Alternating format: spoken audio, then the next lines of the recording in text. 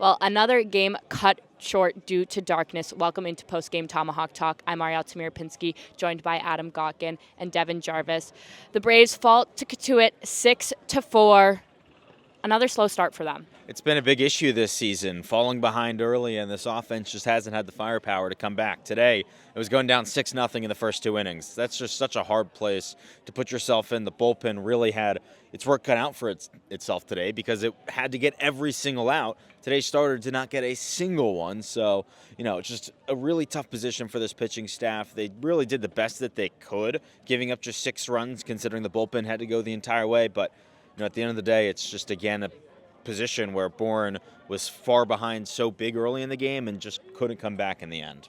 They closed the gap a little bit, but what can they learn from this game? Well, Adam touched on the pitching that didn't get started good early. Neither did the hitting. They only got their first run in the 4th inning, and by then they were down 6-0. They've got to get started earlier in games, especially when you're playing at fields that are not going to play a full 9 innings. And also, you look at the last time Bourne lost 3 straight. That was after the 14-0 loss to Brewster. I think this can be another wake-up call for Bourne. After that 13-0 loss for Brewster, they came back and won 3 straight. So there's a real chance that Bourne can take this lesson, capitalize on it, and turn it into wins in the future. Well, Devin mentioned it. We're on a 3-game losing streak right now. How important is it for them to get that win tomorrow? I mean, it's everything because you really don't want to lose 4 in a row. 3 in a row, it happens. 4, then you kind of feel like things get rough and the morale can start to drop in the clubhouse. So tomorrow's a very big one. Luckily, this team returns back home and they take on Harwich. So, we'll see what happens, but this team really needs a big outing tomorrow. Could really use the offense, especially early. Bourne has not played with a lead a lot this season, so that'd be big if they can get up early tomorrow and play with the lead.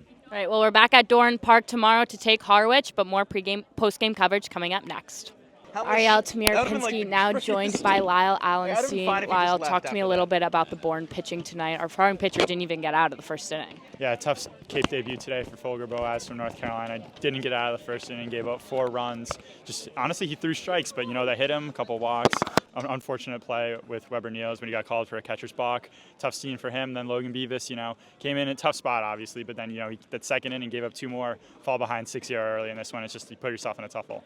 And we had some strong contact, but as we've said time and time again, it just comes too late. Yeah, bats coming alive late. You saw them methodically chip away 2 runs, then add another, and they got to 6-4. But by the time that 8th inning came around, no lights here. You just leave another opportunity with all these guys that they leave on base 1 inning short. Obviously you can have another opportunity to hit, but when you can't cash in, it doesn't really end up making a difference. Well, thanks for joining me, Lyle. We're back at Dorn Park tomorrow to take on Harwich for the 2nd time this season.